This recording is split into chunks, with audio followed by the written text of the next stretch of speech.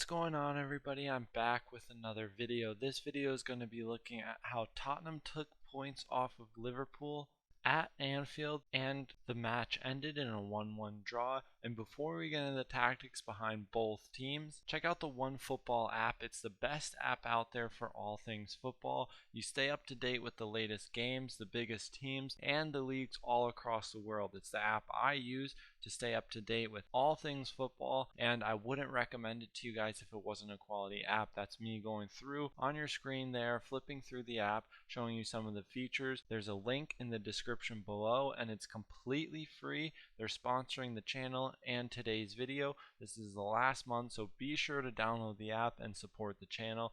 Be a huge help.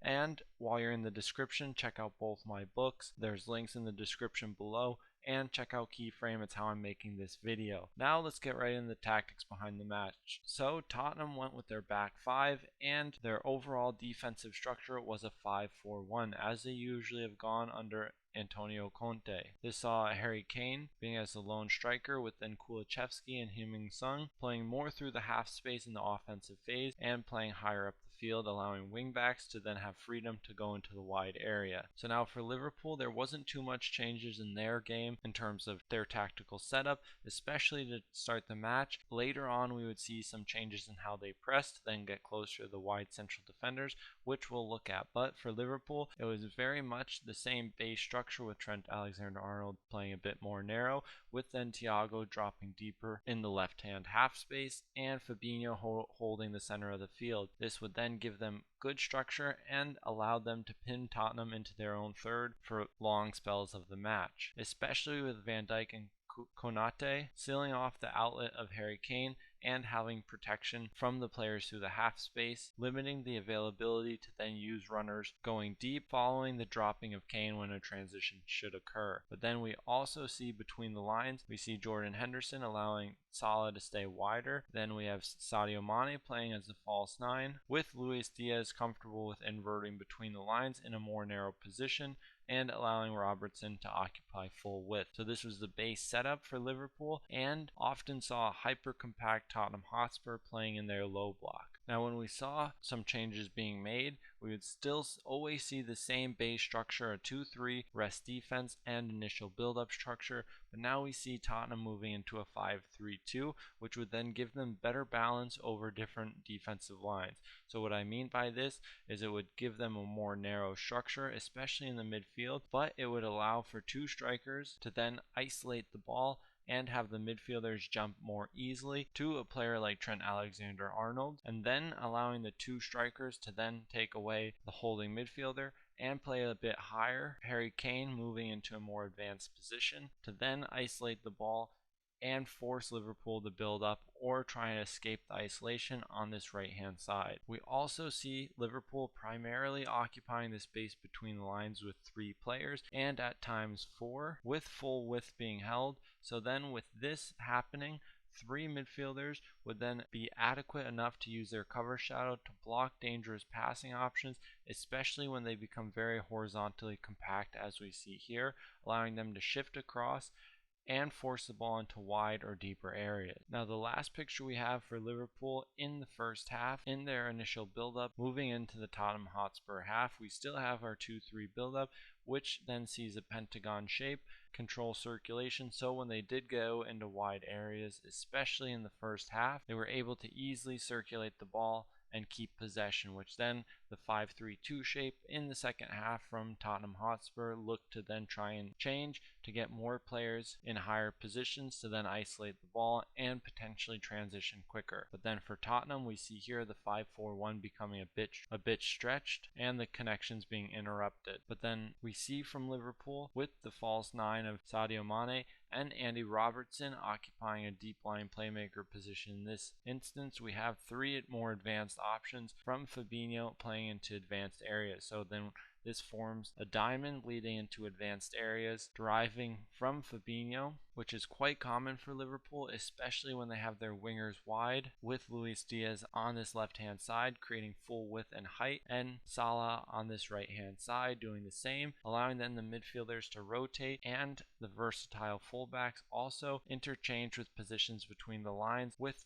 players like Thiago and Jordan Henderson, and then interchanging with Robertson and Trent Alexander-Arnold. But for long spells of the match, as we said, because of the strong circulation structure against this Tottenham Hotspur side, Tottenham saw themselves defending in a low block for large portions of the match, especially in the first half. So now we'll take a look at Tottenham Hotspur's build-up. So they have a right wing back, and then they'll use their 3 central defenders to overload this left-hand side, with Davies moving into the wide area and occupying dual width. And this would then be the reason why Liverpool changed their press to then get closer to the wide central defenders and have a more intuitive shifting in behind and cover of their press. But then from here we would then see the use of a midfield box that often saw asymmetry, and then Kane occupying full width and behind. And then it was the players in the interior half spaces that would then be charged with running in behind when Kane would pick his moments to drop deeper. Liverpool pressed Tottenham in a 4-3-3 and started pressing as they usually do, which saw the fullbacks advance higher up the field to then be responsible for pressing the wingbacks, and the wingers of Liverpool would then press from out to in, trying to use their cover shadow to block access to the wingback and force play into the center of the field, where they use man orientation and the cover shadow of Mane to then isolate the ball and try and win it back via positional superiority, to then try and transition fast to a goal scoring opportunity. But there were opportunities for Tottenham Hotspur, especially running through the half space and running beyond Harry Kane when he would drop deeper, from Son and Kulusevski when they would run through the half space and exploit the wide connections from the fullbacks to the central defenders. So now we'll see how it looks from a closer perspective. So we have our front 3 using as cover shadow to then isolate the possession and take away one of the holding midfielders. Then now both more advanced central midfielders here jump to the double pivot because of Mane jumping, but the press is still going from out to in, and Salah using his cover shadow to isolate the ball and block access to the wing back. Then we would see, as changes were made, Liverpool would then play more with a front 4 that saw both central strikers using their cover shadow and more of a 4-2-3-1. So this was one way they dealt with the double pivot, by just solely relying on the cover shadow of these 2 players to then take away the double pivot option from Tottenham Hotspur. It then allowed the wingers to play more wide and press either the wide center defender, who's then in the wide area, or the center defender, who's in the half space, much quicker, because it gave them more versatility with more players in this first line of pressure. Then we still see the fullbacks, Trent Alexander-Arnold, jumping to then cover the press and maintain connections and access to these dangerous players if the press should be broken. Now moving into the midfield third, we see similar movements from Tottenham as we have seen throughout the whole season. So if Højbjerg drops between central defenders, they create dual width on this left hand side and still remain single width on this right. So they would then create a little bit of overload and isolate from the left to right hand side.